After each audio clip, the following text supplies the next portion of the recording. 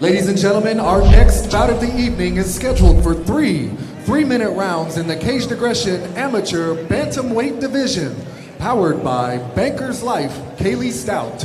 Introducing first, fighting out of the red corner.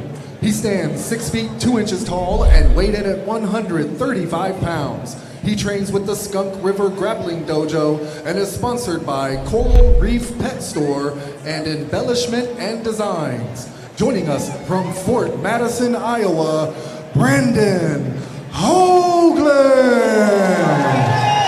And his opponent, fighting out of the blue corner. He stands 5 feet 9 inches tall and weighed in at 138 pounds. He trains with Impact MMA. Joining us from Lincoln, Illinois, Cameron Cook.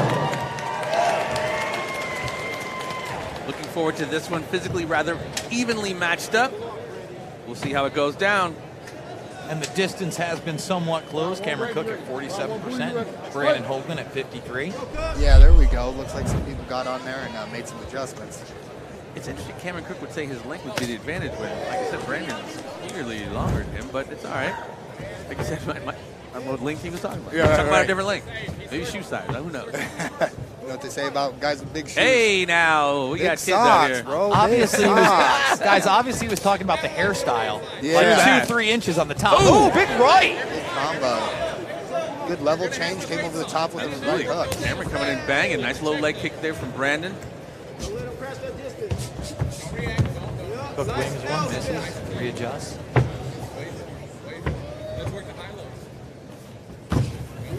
Cook is leading with that left leg. Ooh, spin kick. A little short. Quite have the length on that one.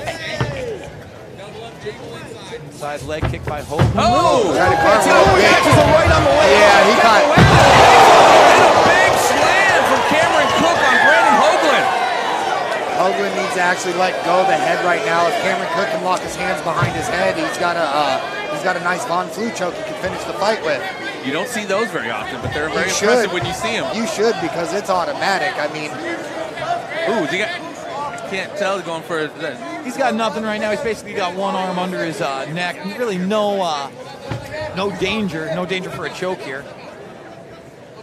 What do you feel about the capoeira in MMA? Every once in a while, Hinman, it does a good job. It's flashy, but when you miss, you get caught. Payback time. the thing is you got to get enough momentum to get around back to your feet. It's kind of like a really hard missed inside leg kick where you spin all the way around so you're not out of position. But, I mean, it was a good attempt. Just like you said, it came up short. Need to Nice set it, takedown there. set it Is up he a got? little bit. He's under there. Cook's under there with that. No, His not hand- quite under the chin. His hands aren't locked. He's got one arm under the chin. He's Yeah. bringing that other And hand. True that. It's just going to be hard to finish in this position. Brandon Hoaglin's in half guard, gives a thumbs up. Cook's got to be careful by not burning his arms out. He needs to either Always. try to shrimp, to re-guard, to try to lock the choke There you in go, better, heads out. or just let her go. And now Which he did. Hoaglin in a position with about 40 seconds to go on top. Let's see if he can steal this round by doing some damage. It'd be nice to see him turn his hips away from the cage to put Cook's head against the cage so he can't use his feet to cage walk like he's trying. But other than that, landed in a good position, avoided the choke, and now he's got an opportunity to do some damage on top. Hopefully try to get some separation and maybe rain some blows down here in the last 20 seconds. 20 seconds to steal this round. I'd say it's a close round. Right now I'm leaning towards Cook. But if Brandon Hoaglin get a little, there we go, Ooh. some offense like that changes my mind. Another Yeah. couple of those. And 10 seconds here, you got to get your There hand. You it got to is. posture. Good Yeah, you got to shot. posture up and strike. boom, Good way, boom. good way to end the round. Yep. So there you go. I would say that's a Brandon Hoaglin round, 10-9. Really stole in the last 40 seconds. And I would say if I were Cameron Cook's corner, let's be easy with the flashy stuff. Yeah. You obviously have a little bit of an advantage with not only it seems maybe the striking. We've seen some inside leg kicks from Brandon Hoaglin. Doesn't look that comfortable, but on the ground as well. But he's got to know, like you said, pull those arms before you blow them out. Yeah. You're not going to get that choke. I mean, as a guy that doesn't fight MMA, Jordin, what's usually the length before those arms get blown out? Is it 30 seconds? Is it just the way the guy's neck feels? Depends on how thick you are, right? It depends on, like how hard are you squeezing. Sometimes you can use it for control, it's like a bait and catch sort of thing where they think you're trying, but then you really sink it in. Or sometimes, you're really squeezing. But you got about 20 seconds of all-out max energy that you can give at one time before you kind of start to, come on the downside of your strength and power. That lactic acid Yeah. stuff by you in the arse. And how long does it take for recovery on that? Say you blow your arms out at the last minute of the first round. Depends on the conditioning. I know they used to that. have this sports science show. Randy Couture Fight actually, science. got stronger as he held it. He was like up to a minute and was getting stronger What? as the time went That is on. Randy Couture. Right. Captain America himself. But everybody's body's different, obviously, and conditioning definitely plays a role in all that. And Cook snuck a right hand in there. Looking very, very comfortable on his He is feet. definitely staying in Hoaglin's face. Well, Hoaglin being the longer guy also isn't getting those kicks. Cook's Ooh. getting out. Big shot! Drop him! Right. Hoaglin trying to recover. Yeah, that was a bad shot there. That was a nice shot that dropped Hoaglin. Got Seems to be opportunity to recovering back to his- recovery. Yeah. Now, if I'm Cook's corner, I say, hey, get a knee in there and then get out. You won the choke. Either Oh, he's got that- the There it choke is. in. There's that Darce. He's got the choke in. I think he might have jumped the gun a little too early, or probably should have backed off of him. Oh, he's He's got an the arm body in. triangle. He's really, this is a great question. Is he going to blow his arms out or is he going to get the sub? It's tough with the arm in like Yeah, that. that's what I was getting ready to comment on. The arm in is going to be the hard part about it. And if he would have just and he's already let it go. If he'd have backed off him while he was on the cage and had him hurt, I think he would have had a bigger chance of maybe finishing the fight there. I agree. He's obviously laying in the strikes well, and he's wanting to finish the fight. That's the difference between amateurs and pros, though, He's got the body triangle in control and position a little bit, but Looking for that choke without the arm. Can't quite get under there. I'd like to see Hoaglin use that right arm, maybe frame off of his throat, and put pressure into Cook's throat and make him a little nervous about the choke that's happening to him. Well, here we are again, right? There's about 1:15 in the round. Hoaglin is on top. If he can somehow get his head out of there like he just did, If he can do and some start big, landing big strikes. that's what he's going to need to do, because the knockdown is huge on the scorecard right now, and he's going to have to do a whole lot of catching up here. There it is. big 1, 2, shot. 3. Dropping the ones and twos. 7 shots, 8.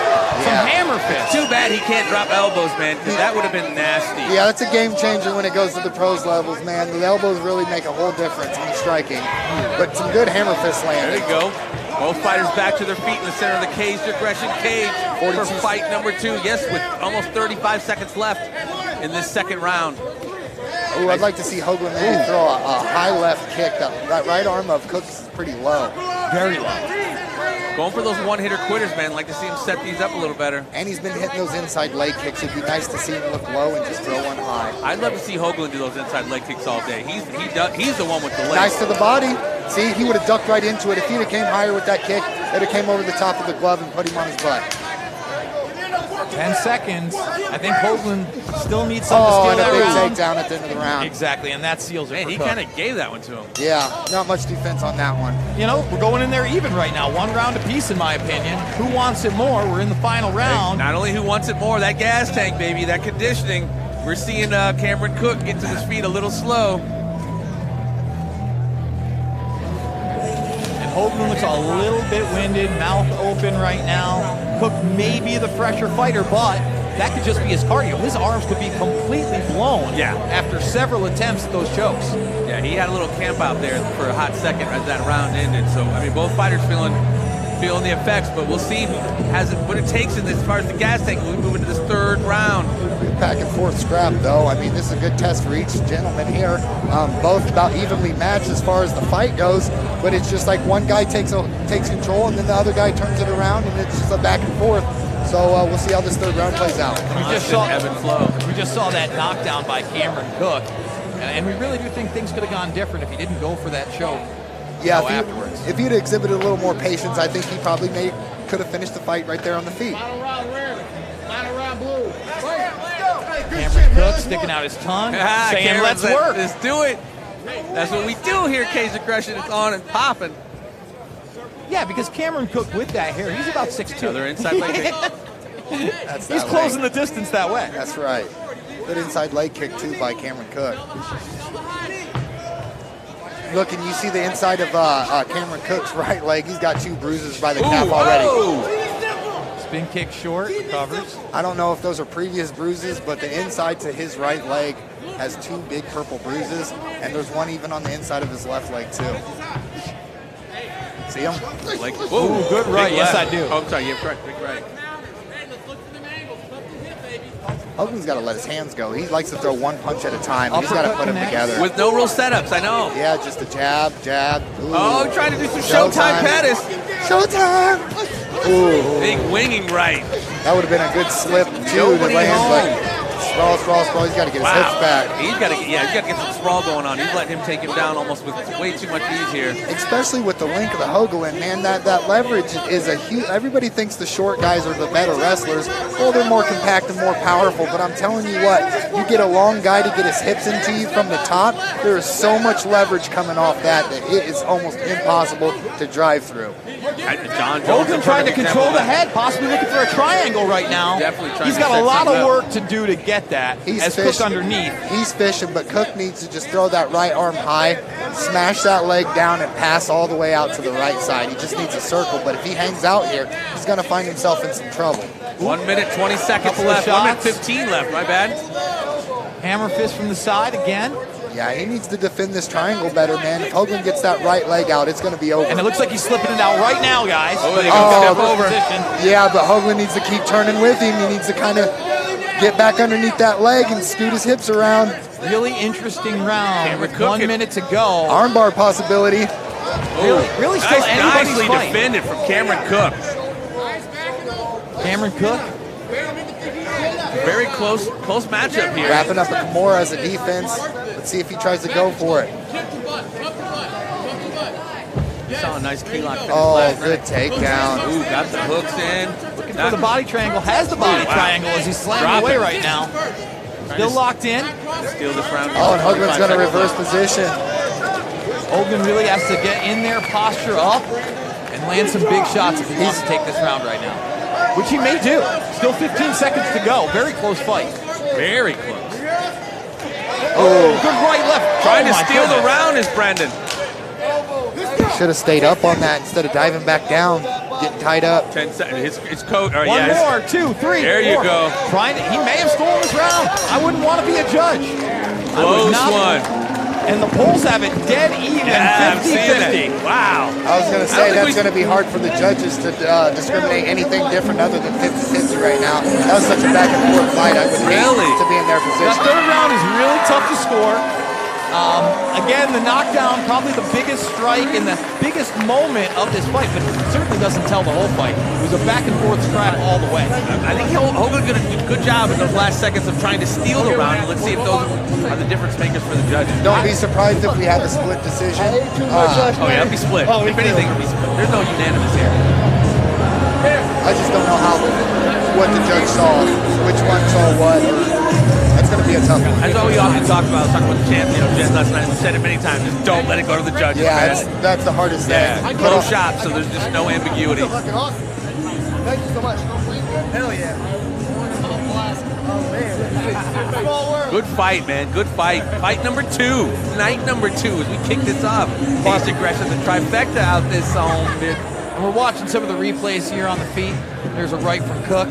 Yeah, Cook was using good head movement, man. He was slipping them single jabs and then coming back in with a cross hook or, straight. He was really just evading that one single strike that Hoagland was throwing and then getting back in there with his return strikes. I think that was the difference in the fight as far as the stand-up game. Well, and I'm sitting here from the outside looking in, not a fighter myself, but I would have loved to have seen Brandon use that length. And he does have the length. A little bit more to his advantage. He wasn't putting anything after the jab. It was just single jab. But he was bringing them low leg kicks, as we've seen, like you said, from the right leg of Cameron Cook. Cameron trying to curry a little favor with the crowd here. I don't know if that does anything with the judges, but possible fight of the night, attempt or whatever. I mean, it was a good 3-round war. It was. It definitely was. Ladies and gentlemen, we go to your judges' scorecard for our decision.